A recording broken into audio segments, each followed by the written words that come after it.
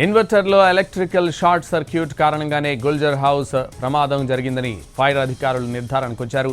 Electrical short సర్క్యూట్తో పాటు AC compression పేలుడుతో మంటలు మరింత పెరిగాయని పేర్కొన్నారు.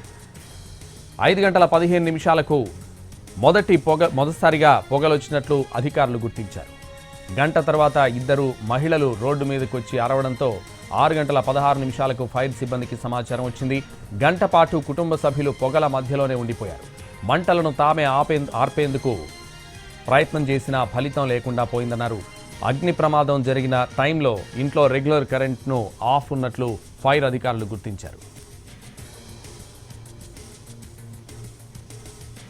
ఘటనా స్థలాన్ని పరిశీలించి పూర్తి నివేదికను ఫైర్ డీజీకి అందించనున్నారు ఫైర్ ఎక్స్పర్ట్లు.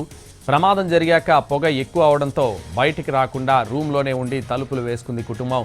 పొగను పీల్చి ఊపిరి ఆడకుండా కుటుంబ సభ్యులు చనిపోయారని అధికారులు నిర్ధారణకు వచ్చారు.